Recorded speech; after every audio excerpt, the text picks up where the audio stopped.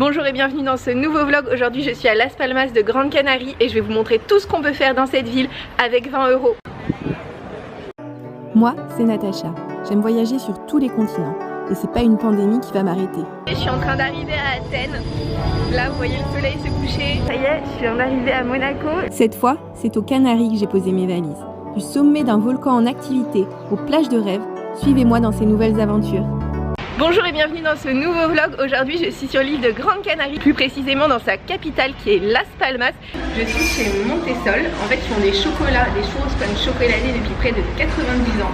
Et le concept c'est que vous avez des churros, mais alors en très grande quantité, 5 churros et du chocolat.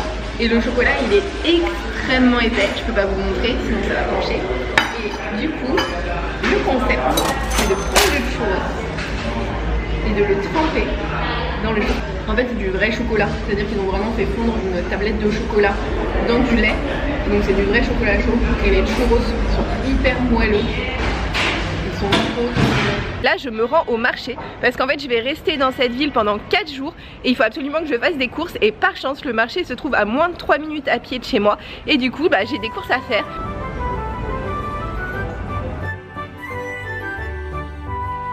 Alors c'est un vrai marché alimentaire avec uniquement des fruits, des légumes, du poisson, de la viande, du fromage et quelques boulangeries. Donc il n'y a aucun marchand qui vendrait des choses inutiles.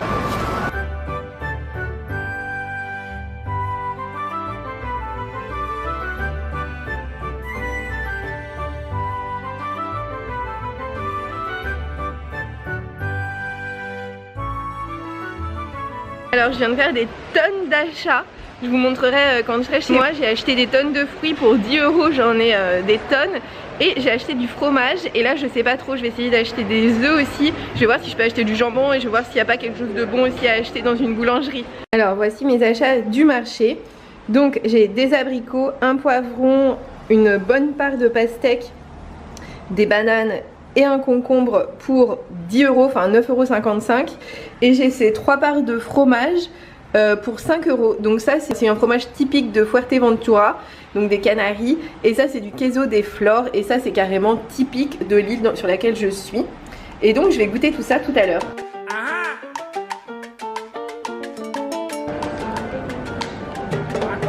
Il y a énormément de gens qui sont juste assis sur des bancs et qui regardent les gens passer.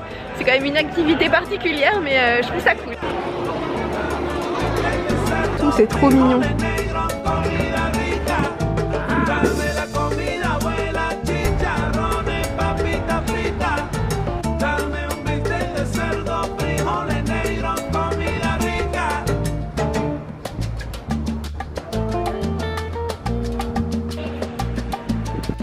Bon, malheureusement la cathédrale est fermée, il est 17 h, ça fermait à 16 h.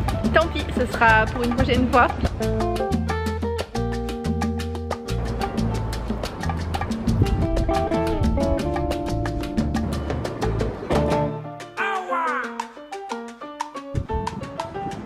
Je me trouve à l'intérieur du musée consacré à Christophe Colomb. La première chose, c'est qu'on nous montre l'intégralité de ses expéditions.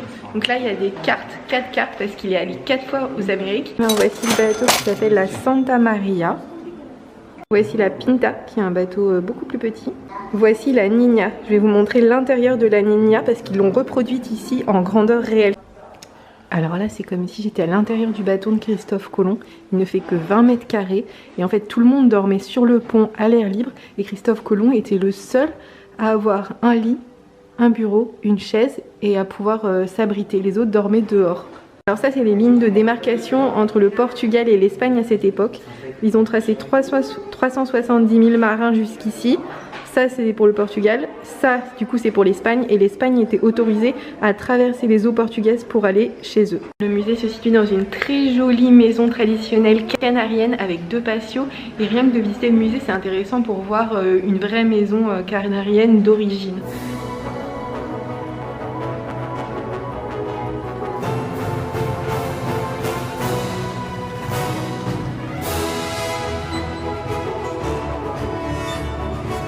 Il y a une salle où est exposé tout ce qui a été récupéré lors des expéditions en Amérique, c'est-à-dire des objets qui viennent des Mayas ou d'Équateur. Par exemple, ça, ce sont des objets qui viennent des Mayas.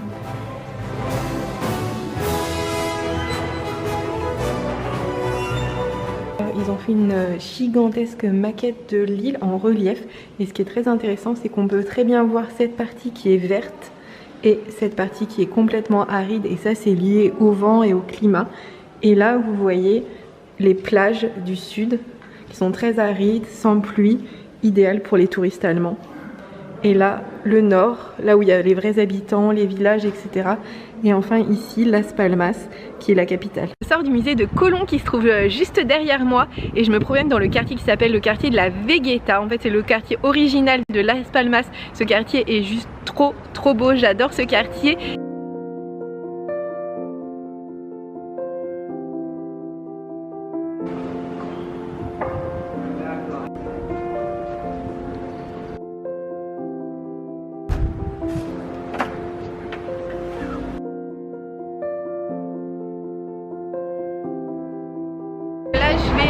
Sur la plage de Las Cantaras qui est un petit peu loin.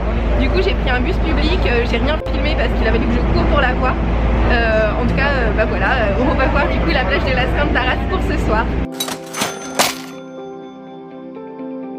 La Laguna en fait c'est le village historique et ici Las Cantaras c'est la plage et du coup c'est toute la ville nouvelle là où on a construit d'énormes immeubles pour les touristes. Mais ça veut aussi dire qu'il y a une plage de rêve, une plage de sable fin. Au niveau de Las Cantaras, il y a une énorme avenue piétonne bordée de magasins et d'immeubles pas très jolis, mais ce qui est sympa c'est qu'il y a des c'est qu'elle est piétonne en fait et elle est très large. Regardez de chaque côté de moi à quel point elle est large. Alors cet arbre est un dragonnier et plus il a d'embranchements, plus il est vieux, donc celui-là est plutôt vieux.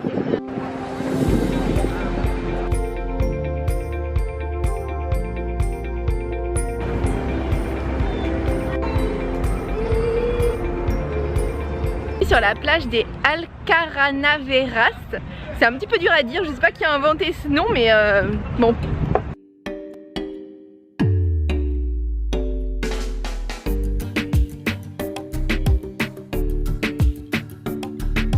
Cette plage est tout près en fait de celle de Las Cantaras, elle est juste de l'autre côté du golfe, mais elle est très différente parce qu'ici il y a plein de filets de volleyball et il y a plein de gens aussi qui jouent au foot. C'est un petit peu c'est différent et elle est aussi beaucoup plus petite, mais ce qui est vraiment très bizarre pour moi c'est que là il y a du sable et en face il y a un port hyper industriel et je me sentirais pas forcément en confiance pour nager ici. Je sais pas, j'ai l'impression que l'eau pourrait avoir un problème.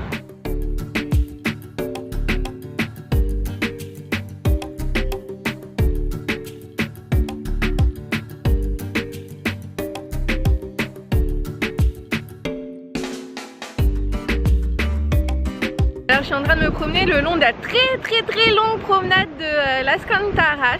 C'est super agréable, il y a plein de gens, il y a des gens en terrasse et surtout il y a la vue sur la mer tout le temps, c'est le long de la mer. Donc c'est vraiment très cool.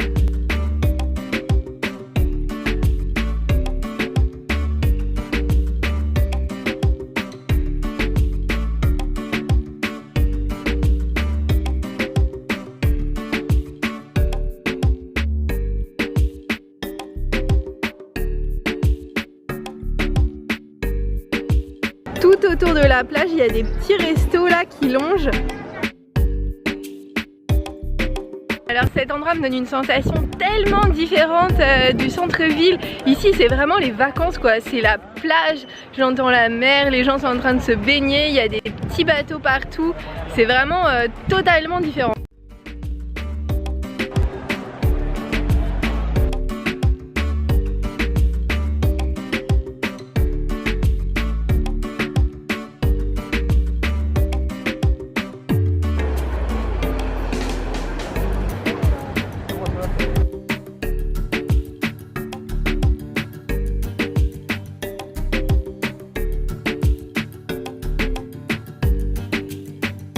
Marcher le long de la plage, elle est super agréable cette plage, elle est plutôt large et il y a du sable fin.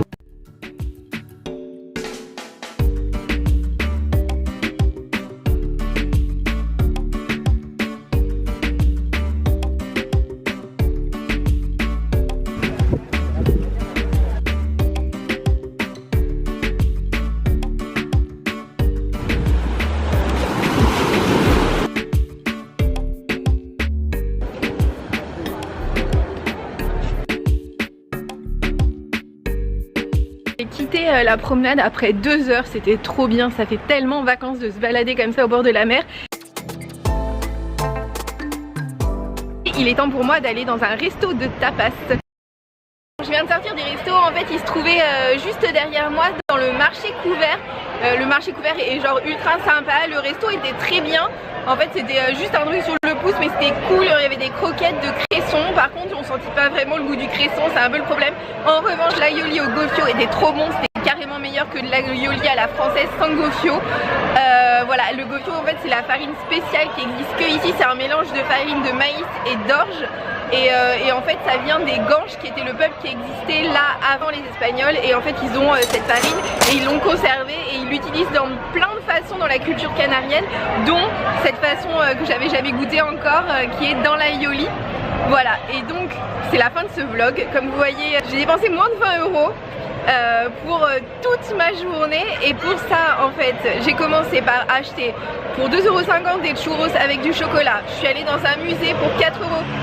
J'ai pris 2 tickets de bus, enfin là il m'en reste un mais en tout cas ça fera 2 tickets de bus pour 2,80 € et j'ai mangé pour 9,50 €. Tout ça, ça fait moins de 20 € à Las Palmas.